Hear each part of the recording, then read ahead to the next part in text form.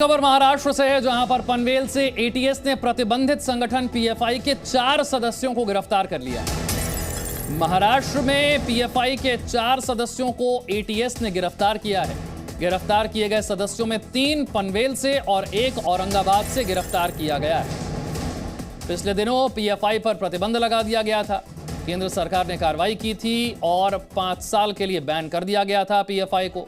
देश विरोधी गतिविधियों में शामिल होने के लिए पीएफआई पर बैन किया गया था और उसके बाद से पीएफआई के देश भर के ठिकानों पर भी कार्रवाई हुई और पीएफआई से जुड़े हुए कई लोग जो इस तरह की गतिविधियों में शामिल थे, जो कि देश विरोधी गतिविधियों में या फिर शामिल थे या तो इस तरह की प्लानिंग में शामिल थे, उन पर भी कार्रवाई की गई। उन्हें भी हिरासत में लिया गया, गिरफ्तार किया गया। एक बार फिर से महाराष्ट्र में पनवेल में इसी तरह की कार्रवाई की गई है। इस बार एटीएस ने यह कार्रवाई की है। मेरे सहयोगी नीलेश और जानकारी के साथ है। नीलेश, किस आधार पर यह गिरफ्तारी हुई है? ये अपने घर के पास सिर्फ देसी मुर्गियों को पालकर हर साल 6 लाख कमा रहे हैं। आप भी ये करना चाहते हो तो फ्रीडम ऐप को अभी डाउनलोड कीजिए। जी, आपको बताएं कि जिस प्रकार जानकारी है कि बीते महीनों ही केंद्र सरकार द्वारा पीएफआई, जो कि एक आतंकवादी संगठन बताया जाता है, इसके खिलाफ बड़ी कार्रवाई करते हुए देश भर की जितनी ब्रांचें हैं उस पर प्रतिबंध लगाया गया था। लेकिन मुंबई के पनवेल में ये 4 आरोपी जो पकड़े गए हैं वो गुप्त तरीके से मीटिंग कर रहे थे और जिसकी जानकारी महाराष्ट्र एटीएस को मिली और उन्होंने देर रात इन तीनों के ठिकानों पर रेड की और सेक्शन 1964 की धारा 10 के तहत इनके ऊपर कार्रवाई की गई, जो कि यूपीए के कानून के तहत आता है। क्योंकि हम जानते हैं कि पीएफआई का जो नाम है वो काफ़ी ज़्यादा बदनाम हो चुका है। कई सारी जो आतंकवादी गतिविधियां हैं उनमें उनका नाम विलुप्त होने का नाम उनमें सामने आया है और इसी के आधार पर एटीएस द्वारा ये कार्रवाई की गई कि जब किसी एक ऑर्गेनाइजेशन पर केंद्र सरकार द्वारा, केंद्र एजेंसियों द्वारा बैन लगाया गया है, उसके बावजूद भी उस पार्टी के जो लोग हैं वो चुपके से मीटिंग कर रहे हैं, गतिविधियां कर रहे हैं।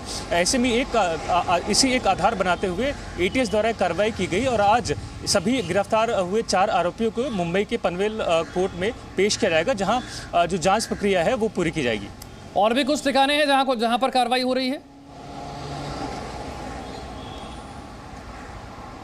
जी विशाल, फिलहाल इस चीज़ को लेकर ज़्यादा जानकारी नहीं है, लेकिन नवी मुंबई से ये 3 लोगों को गिरफ्तार किया गया और मुंबई से सटे एक और डिस्ट्रिक्ट से एक व्यक्ति को गिरफ्तार किया गया है, जो कि पीएफआई संगठन से जुड़ा हुआ बताया जा रहा है। लेकिन इसके अलावा कोई कार्रवाई की जा रही है, इसकी अभी फिलहाल जानकारी नहीं दी गई है। शुक्रिया इस जानकारी के लिए।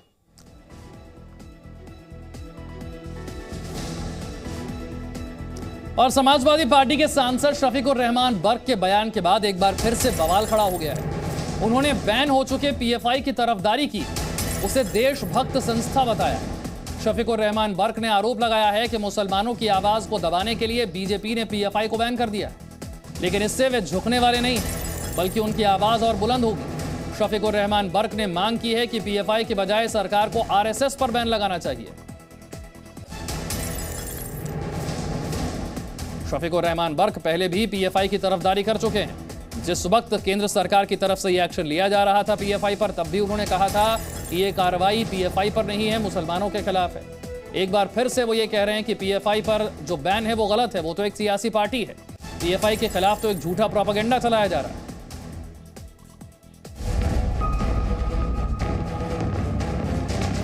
उत्तर प्रदेश के संभल से समाजवादी पार्टी के सांसद शफीकुर रहमान बर्क ने केंद्र सरकार पर निशाना साधा। बर्क ने पीएफआई पर प्रतिबंध की सरकार के फैसले पर सवाल उठाया।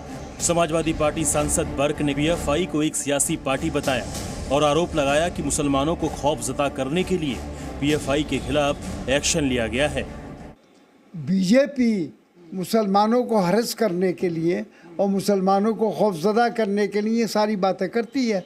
अब चूँकि जहाँ तक पीएफआई का ताल्लुक़ है, उस पर इन्होंने वो लगा दिया, बैंड लगा दिया। कोई वजह नहीं है, कोई मुल्क के कोई वो गद्दार नहीं है, वो भी इस मुल्क के हैं और ये भी एक सियासी और पॉलिटिकल पार्टी है जैसा और पार्टी चल रही है।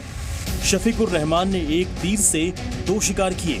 एक तरफ उन्होंने पीएफआई पर बैन को गलत बताया, वहीं ये भी पूछा कि सरकार ने आरएसएस पर बैन क्यों नहीं लगाया।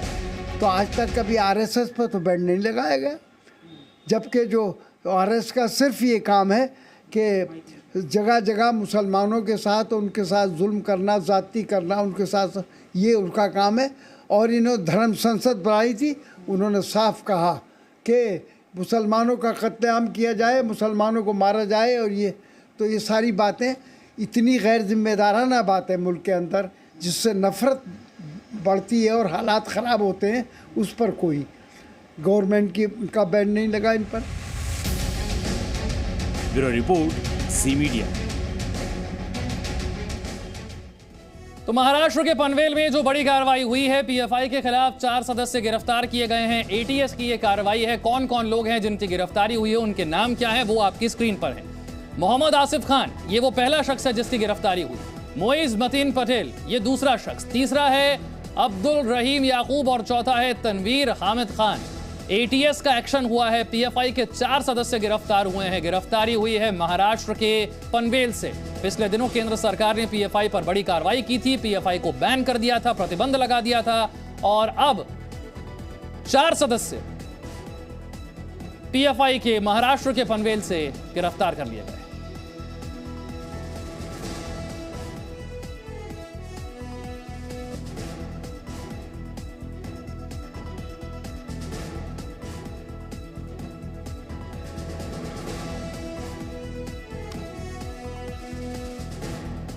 तो जिन 4 लोगों की गिरफ्तारी हुई है वो मोहम्मद आसिफ खान, मोइज मतीन पटेल, अब्दुल रहीम याकूब और तनवीर हामिद खान।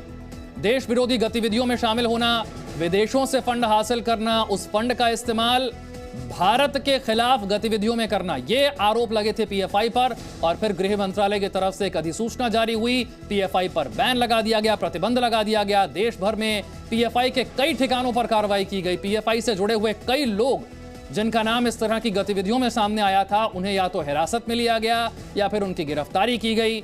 अब महाराष्ट्र के पनवेल में भी ऐसी कार्रवाई की गई है, जहां पर एटीएस ने इस बार एक्शन लिया है और पीएफआई के 4 सदस्यों को गिरफ्तार किया है। ये अपने घर के पास सिर्फ देसी मुर्गियों को पालकर हर साल 6 लाख कमा रहे हैं। आप भी ये करना चाहते हो तो फ्रीडम ऐप को अभी डाउनलोड कीजिए।